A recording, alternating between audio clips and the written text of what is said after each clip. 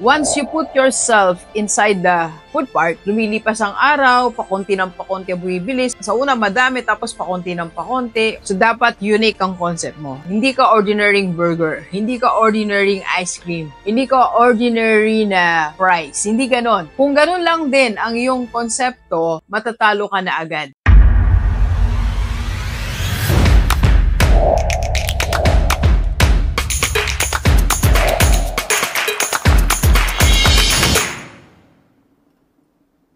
Okay, Gilibers, pag-usapan naman natin ang negosyo sa food park. Ano nga bang advantage and disadvantages? At magbibigay ako ng sample ng isang produkto na pwede mong ibenta sa food park. Bakit ko po ito na-vlog? Kasi marami po akong complaints na naririnig. Karamihan sa mga naku-coach natin, mga business owners. Like, lumilipas ang araw, pakonti ng pakonti bumibilis. Sa una, madami, tapos pakonti ng pakonti. Or yung iba naman, complain is masyadong limited yung pwedeng ibenta. So, ang daming complaints about food park, okay? Or about having business inside the food park. So, ano nga ba yung advantage? So, advantage first, high foot traffic. So, expose talaga yung business mo. Kung open ang food park ng, let's say, 5 p.m. hanggang 11 p.m., dadagsa talaga ang tao dyan. Dahil maliit lang area, umiikot dyan, your business will be exposed. Advantage. And second is, lower startup cost, unlike sa standalone resto or standalone coffee shop. Kasi yan, maliit lang ang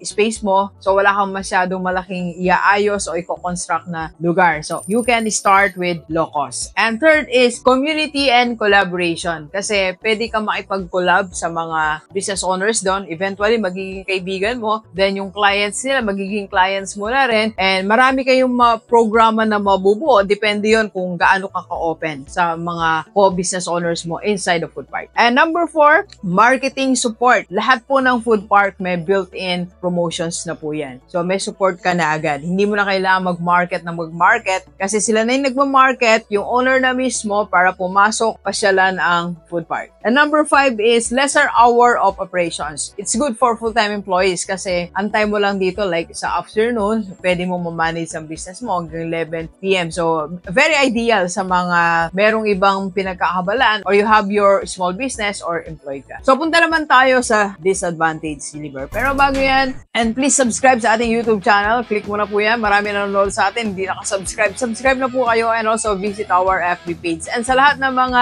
gusto magpa-coach kay Doc, pwede po tayong online or face-to-face. PM lang sa personal FB ni Doc. Yan po. And of course, again, announcement natin sa lahat ng wala pang Kaiser. I-Kaiser mo na yan. Ang Kaiser 3-in-1 po yan. May healthcare, life protection, and investment. Punta naman tayo sa disadvantage ng meron kang negosyo inside the food park. First is very high competition. So, sa dami nyo ba naman, let's say, meron kayong 20 stores. Ang punta ko dyan, bawa ako, kakain ako, no, I have only 300 pesos. So, napakataas ng competitions among the business owners inside the food park. And second, space limitations. Nalilimitahan minsan ng space yung gusto mo pang i-offer na products o gusto mo pang ibenta. Kasi nga, dikit-dikit lang kayo. Very limited talaga ang space. And third, limited food to sell. So, hindi pwedeng dagdagan kasi hindi pwedeng magkaparehas kayo nung ibang store owners dyan. Limited lang talaga ang pwede mong ibenta. And limited control. Yung time, flexibility, hindi mo masyadong ma-execute yung gusto mong strategy or business strategy. Kasi nga, nasa loob ka ng food court or someone or the management is controlling all the rules and regulations na dapat kang sumunod. Yan ang mga disadvantages. Now, so having disadvantages and disadvantages, kahit maraming disadvantages inside the food park, you can still stand out. You have to stand out among the 10, 20, or 30 businesses just inside the food park. So, paano nga ba tayo mag-stand out? I have here 4 tips para mag-stand out tayo, para tayo yung puntahan, balik-balikan, at pag-usapan ng mga kliyente. Unang-una is unique and eye-catching concept. So, dapat unique ang concept mo. Hindi ka ordinary burger. Hindi ka ordinary ice cream. Hindi ka ordinary na fries. Hindi ganon. Kung ganon lang din ang iyong konsepto, matatalo ka na agad. Once you put yourself inside the food park, dapat unique ka. Eye-catching. Example, mga flavor. So, hindi pwedeng one flavor ka lang. Pero subukan mong 5 flavors na sama-sama ang fries. Diba? Crazy yan, Doc. Yes, crazy ideas are often, nakaka-catch ng attention. Or maybe say, meron kang yellow burger, instead na regular color lang, ikaw yellow, pink, violet, or orange. So, maraming ganon. Madaming paraan para ka maging unique. So, if you have your business right now inside of food park, pag-isipan mo, paano ba ito maging unique and paano siya maging eye-catching? And second criteria is, dapat aesthetic, di ba, ang yung brand. So, yung stall mo, dapat iba yung design niya,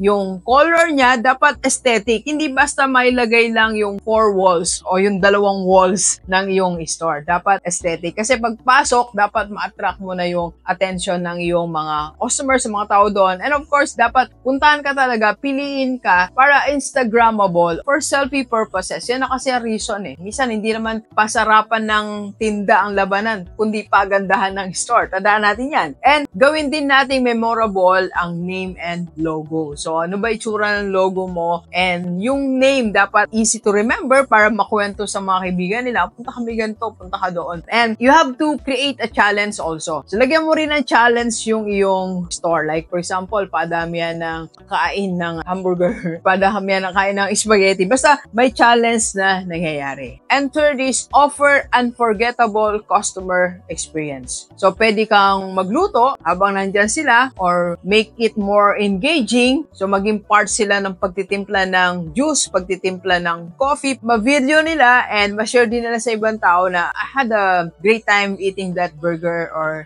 drinking that coffee. So, yun yung mga paraan. Now, you make a decision. Now, Doc, ano ang decision ko kasi gusto ko talagang magnegosyo. So, namimili ka ngayon. Gusto mo stand alone or inside a food park? So, ito yung mga criteria para matulungan namin kayo. I-summarize lang natin ha. First, dapat kung gusto mong piliin ang food park pa din instead na standalone ka is unique ba yung business name or food concept mo? Pag-isipan mo yan. Unique ba ang business concept ko? Kung ordinary, talo na agad tayo. And second, ready for fast-paced services. Mabilisan lang po yan. Kung ready ka, yung manpower mo. Kasi yung nga po, limited lang ang time ng pag-serve. Like for example, from 6 p.m. to 11 p.m. only. So, dadagsaan tao dyan. Normally, pag nagpupunta ako sa food park, 7 p.m. or 6 p.m. to 8 p.m. Yan talaga yung dagsaan ng tao. So, ang question, meron ba kayong capacity ng team mo para mag-serve ng mabilis? And third, can you deliver with limited space? Kaya mo ba na ilagay lahat ng inventory mo good for the day, yung mga gamit mo, pantimpla mo, panggawa mo, kung may equipment ka o machine ka,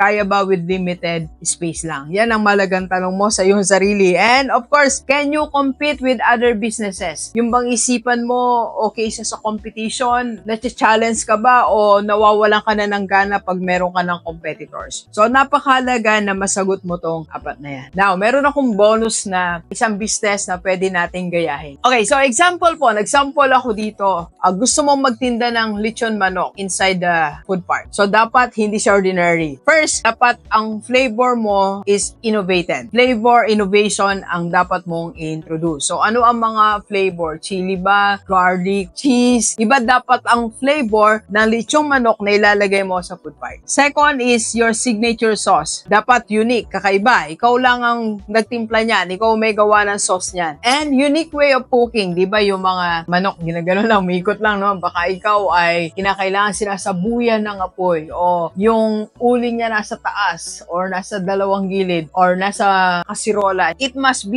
unique way of cooking. And dapat yung name mo creative. Pag nagawa mong apat na yan sa yung lechon manok, panalo ka na inside a food park. Alright, Jilliver? So, sana nakatulong ating vlog. Make a decision right now or baguhin mo na agad-agad ang iyong business kung nandiyan ka na sa food park. Kung gusto mo mag-start, eto na mga tips. Sure win tayo dito. Let's go, let's go. Kape po tayo.